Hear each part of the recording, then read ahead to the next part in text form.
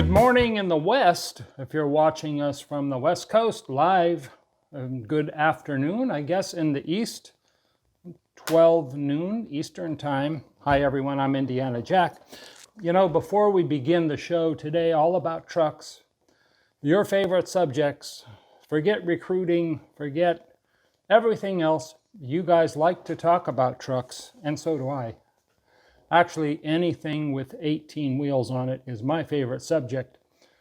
And before we get started, we're going to tell you about our new sponsor that came on 2 weeks ago now, Nugo Trucking. Let me tell you just a little bit about them before we begin. Nugo Trucking is a solid company with several trucks in its fleet. And if you're a company driver, you want to just drive a truck and you don't want to be an owner-operator, which is what we usually talk about here, Nugo's the company for you. They want you to have 2 years of experience, no accidents, no major violations in the past 3 years. That's pretty standard for everyone, although they're strict on their safety. And they bring to you consistent pay, an expense card, fuel cards, pre-pass trucks. Their Freightliners have APUs, or generators. Good home time, especially if you live in the Georgia area. This is not exclusive to Georgia, but I'm just saying if you live in Georgia, it's just a little bit better for them. Good home time, no forced dispatch, a breakdown package, flexible scheduling, health and dental and vision program for their drivers. You see, they care about you as a truck driver. A great safety and dispatch team. They're a solid company that treats their drivers right, kind of like family. They're one of the last mom and pop trucking companies out there. I'll put the information below so that you can contact them and have their recruiters call you and get the process going on being a company driver for them. Show 5. We are on show 5. It's hard to believe. We've been doing this show for 5 weeks now. The subject for this show is, what truck should I buy for my trucking business? Peterbilt versus Kenworth versus Freightliner versus Volvo. And we're going to talk about them all right here on Ask a Trucking Recruiter. Just a little bit about myself. I was a truck driver for 12 years. Had 2 trucks that I owned. Before that, I was a company driver, just like I was telling you about with Nugo. So I've gained a little bit of experience, not more than most, because I only had 1.5 million miles, but I felt that it was time for me to hang it up and come on into the office and be a recruiter for a trucking company. And part of this show, we're going to tell you about trucks and just different things about them. But the way I'm going to do that is to share with you the trucks that I drove, because then I will have personal knowledge of the trucks that we're going to be talking about. The first one, we'll talk about Peterbilt. When I was doing more social media with Indiana Jack and Facebook, I would occasionally have a contest on there as to what truck drivers liked most. And it was always either Kenworth or Peterbilt. I don't know if that would be the same now, because all trucks break down. But I'll bet you that one of those 2 would be the same if we did one of those contests like we used to have on Facebook. By the way, we are on Facebook. If you want to click on the link below and engage us with questions, we'll answer your questions right there on Facebook too. My first truck, believe it or not, was a Peterbilt 387. Now, it wasn't mine officially. It was my training truck. I have some pictures of it. Great truck, maneuvered well, Great fuel mileage, although then I wasn't as aware of fuel mileage as I am now, but really liked it. There was a trainer in there with me, plenty of room, plenty of storage. I liked the truck. It handled well. I had no problems with that 387. In fact, I would want to drive that today if it was one of my choices and if I was still driving. My first official truck that was assigned to me, 28636, that was my truck, and it was a 2005 Kenworth T600, known as an anteater back in those days. And I really liked it too. There's not going to be any truck that I'm really going to trash this morning. All these trucks that we're going to talk about are spec'd, if they're spec'd right, for OTR trucking, which is basically what we talk about here. We don't talk much about oversize or wiggle wagons or anything other than just the basic spec'd truck for you going over the road hauling general freight. Because that's what the majority of the truck drivers do. Yes, there are many, many, many others, but in this case, that's what we're talking about. And my second truck was a 2005 Kenworth T600 Anteater, and I liked it. I think that if I had to make a complaint about that truck, 2 complaints. When I was a trainee, no, I was a trainer in that truck. The seat next to me, driving along, the passenger seat was so close, it was almost like a car. So 2 big guys, you're almost bumping elbows, which that's not a big deal, but that was just one small complaint. The other small complaint about that T600, and I think most Kenworths has this, is the step down going into the back. And I would always trip on that. Maybe my size 15 feet has something to do with that. I'm not sure, but if I had to pick something negative to say, and I'm trying to find negative and positive, certainly if you're not a trainer and you don't mind stepping down or up into the back, I don't think that truck is going to be a problem for you.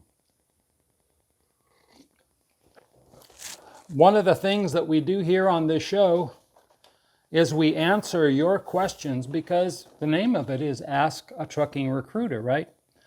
So that's who we are, and I appreciate all of the questions, overwhelming questions coming into my email.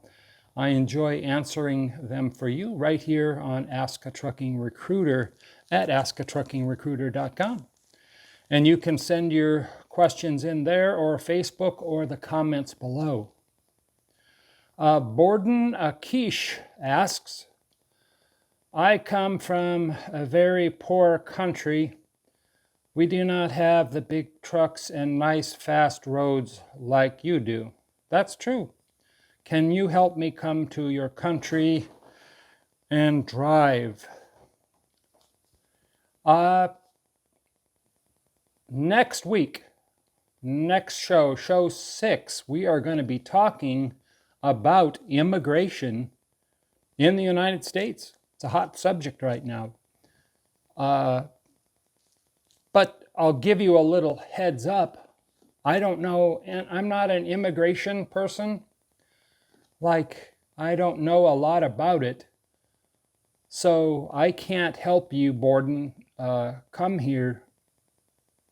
And I know a lot of people are wanting to come here. I won't talk too much about it, but I'm sorry, I don't know what to tell you about how to immigrate to the United States to be a truck driver.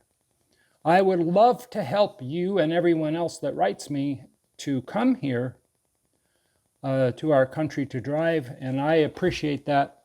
But there's nothing I can do about helping you. If you come here, though, and you get your CDL, give me a call, and I will help you then all that I can as a trucking recruiter. moving on in this show, all about trucks and the truck that you should get for your trucking business and bring it to a carrier. My third truck was see, all you guys thought I only drove Volvos, if you ever gave it any thought. But no, my first half of my career was Freightliners, Kenworths and Peterbilts. So there. My third truck was a 2006 Freightliner Century. And I liked that truck. It was a black truck. I only have one picture of it. I'll show you. It had tons of room, maneuvered well in small parking lots. You know, where you had to back in at a grocery warehouse and there's only 10 feet in front of you. That truck, I liked that because it could handle that situation well. And I'd like to hear your comments about all these trucks that we're talking about this afternoon on Ask a Trucking Recruiter, all about trucks and what truck you should bring to a carrier. If I had to say a complaint, was the name of a Freightliner is a freight shaker, right? In the trucking industry, we all know what a freight shaker is, and that's because of the loud shaking noise when you drive a freight shaker, and that's true. I would say the noise in a Freightliner is probably double than what it is in a Volvo, for sure. But all you have to do is turn your stereo up or roll your windows down and listen to the sound of the wind blowing by and the other traffic, and it drowns out that sound. Now, the next truck are what most of you know about me and saw me for almost 10 years making films about my trucking career, and that would be Old Red. That was my fourth truck. Old Red was a 2007 Volvo, known as Old Red. And I just a comment on the side, my friend Manel bought that truck and is having lots of trouble with it in his trucking business. So sorry about that, Manel. And if you watch his channel, make sure you express that to him. And it is what it is. That year engine, the Cummins engine, and let's talk about that. That was the first year, I think, that they had put EGR and smog stuff into a truck. And so they were experimenting with it. So I'm sure that has something to do with why that truck has so many problems, including the turbo. I'd put in a turbo maybe once a year. And those are $5,000 and $6,000, you know, if you include the actuator. And both of those things would usually go out. And that's not normal. Every time I'd tell that to someone that I'd put a turbo in that truck every year, they would always raise their eyebrows.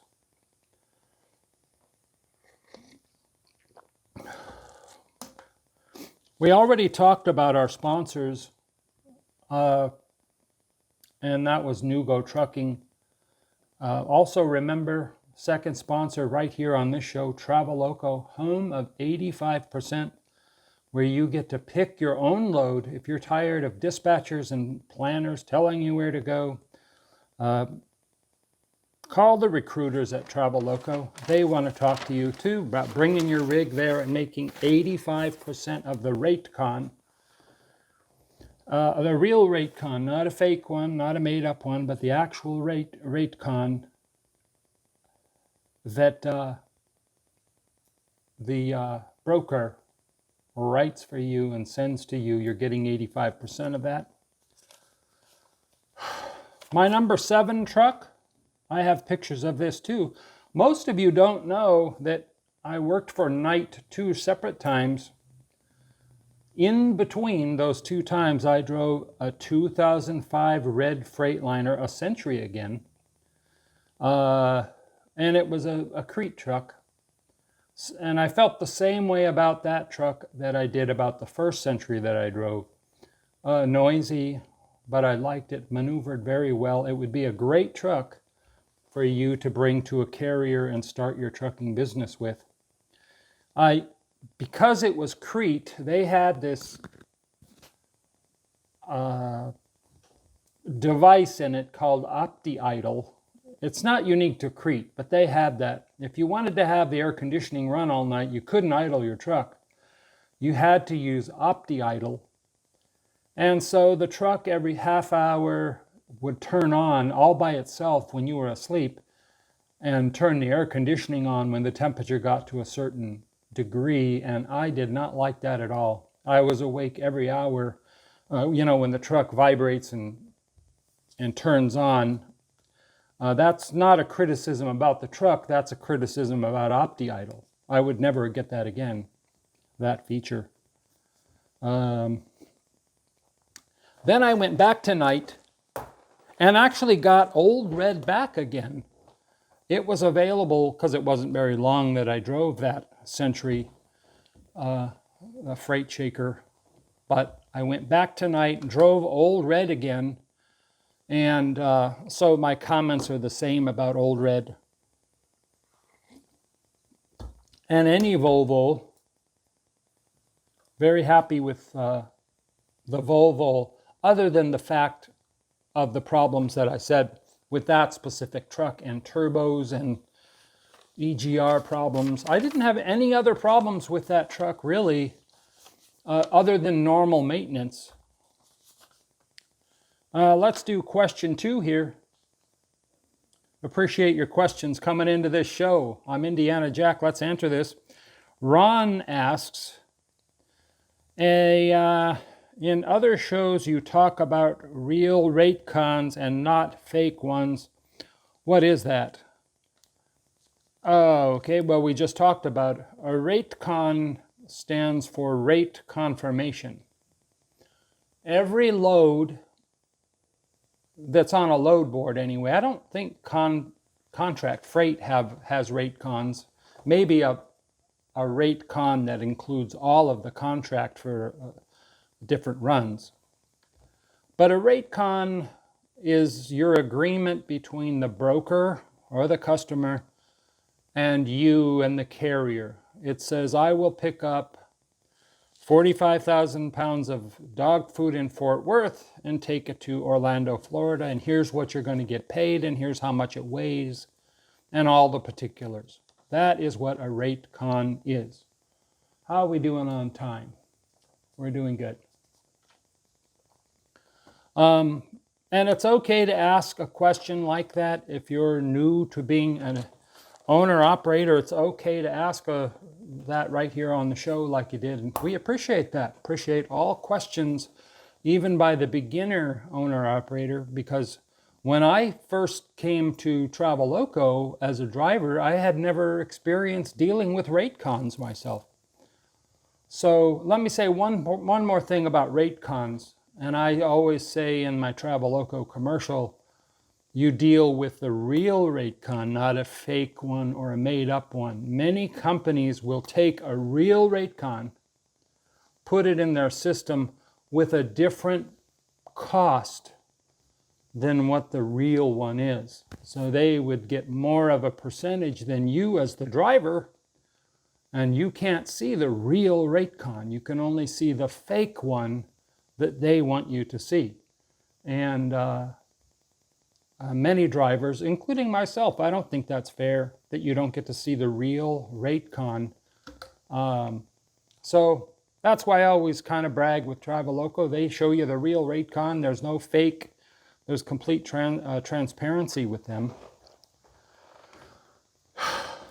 My final truck. Many of you know what truck I'm going to say.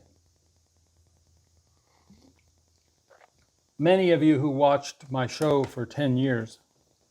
The last year I drove a truck, another Volvo, a 2015 Volvo named the Swede, and named after my grandfather, who came from Sweden on the Lusitania. I told you all that story before. Same thing that I felt about the other Volvo. A Volvo is a great truck to bring to your trucking business. And it maneuvers well. I had no problems with that truck. It would be a great truck for the most part to bring to every carrier where you're going to be hauling general freight. That truck is still out there. A guy bought it. He lives in Las Vegas. So if you're in Vegas and do the triangle between Vegas, Phoenix, LA, then up to Sacramento, then over to Vegas, you know, all that triangle I used to do, you will see Old Red. I mean the Swede. You might see Old Red too, but you'll definitely see the Swede. Out of all of these trucks, I do have a personal favorite. Doesn't mean it's the truck that I'm going to recommend to you, but I'm going to tell you what it is right now. Drum roll, please. If we had a sound effect, we'd put that in, but we don't. And of course, I'm going to have to say it was this Old Red. And here's why. I'm going to give you some pros and cons on that, okay? Good fuel mileage. It was dependable, even though I did break down quite a bit. For the most part, I made enough money to pay it off. I love the turning radius of a Volvo. In fact, all of these trucks had good turning radius, which is really important in a situation where you're in a parking lot and trying to maneuver around other trucks and trailers. The space inside, she had a lot of space, a lot of storage. My cons, yes, I do have cons about Old Red. And this would go for all Volvos that I drove. The Volvos that we had there, and including Old Red, had dim headlights.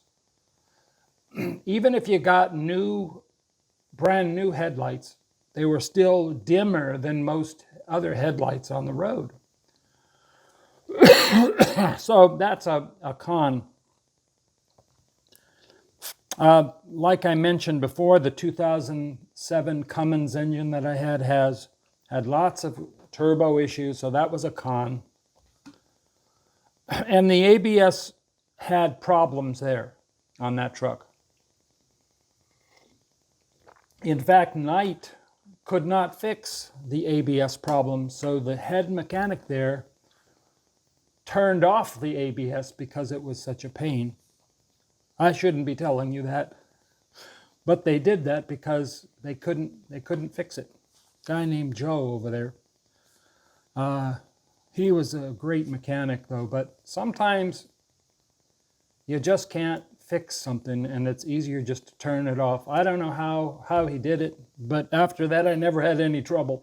But that was a con, ABS. After our last question, question number 3 on the show, I'm going to tell you what truck that I'm going to recommend when you go to a carrier, what truck that you should have and bring with you to a carrier and drive on the road. Question number 3, Mike in Canada writes, we're getting a lot of international people. I don't know if Canada's considered international, but thanks for writing in, Mike. I really appreciate it. I live in Canada and have a paid-off Cascadia Freightliner. Do you hire drivers from Canada? That's a carrier-specific question. We don't, but I'm sure there are lots of carriers that do. I don't know if Landstar does. They probably do, but we don't hire drivers from Canada. We might cover Canada in our show next week about immigration, but I know that we don't. I do get that question quite a bit as a recruiter. I live in Canada, have a Canadian truck, can I drive in the United States? We don't. You can't do that. We have guys that drive from California or the United States up to Alaska, and they have to go through Canada. But as far as living there, no. You have to be a U.S. citizen. Okay. What truck do I say you should buy for your trucking business, hauling general freight? That's how it should be spec'd. And that is a Freightliner. I'll bet you thought I was going to say Volvo. I would buy the newest Freightliner that you can buy and afford. Right now, because rates are so sky high, we have guys making $10,000 a week. I wish I could say that all the time. We're not making that all the time here. But right now, because of the way the rates are, $10,000 a week is, in fact, I asked our dispatchers because I really wanted to know. I wanted to say accurate things. They have drivers, the majority of the drivers in their fleet of drivers that they service are making $10,000 a week. For that amount of money, you could afford a brand new truck. I don't know if I want to recommend that you buy a brand new truck, but in this climate, you can. The way that spot freight is right now, you could almost buy a yacht. But if you're a wise truck driver, a wise business owner, just like the squirrel and the ant, you'll be putting money away. Because you know what? The rates pretty soon are going to go down, and we won't be able to brag saying drivers are making $10,000 a week. And that's putting in their pocket, okay? I mean, they have to pay taxes on that. But the reason the number one reason I'm saying buy a Freightliner is because of service. Other than the fact that I think it's a decent truck and whatnot. The other camera went out. Don't know why. Technical problems, ladies and gentlemen. Every show has one. But service, you can go to anywhere and get service on your Freightliner. And, you know, with my Volvo, you would always have to wait for parts. And, you know, if you took it in there, it would be at least a week to get something done. I'm not saying that you won't have to wait a week to get service on a Freightliner, but a lot more mechanics are eager to work on a Freightliner than they are a Volvo. And I know that sounds negative against Volvo, but that's just the fact. Hey, thanks for keeping the questions coming in. Keep writing. We really appreciate it. And write me at ask@askatruckingrecruiter.com. I'm Indiana Jack, and we will see you next week when we talk about immigration and trucking and bringing and coming here from another country. And you'll want to watch that show. See you then.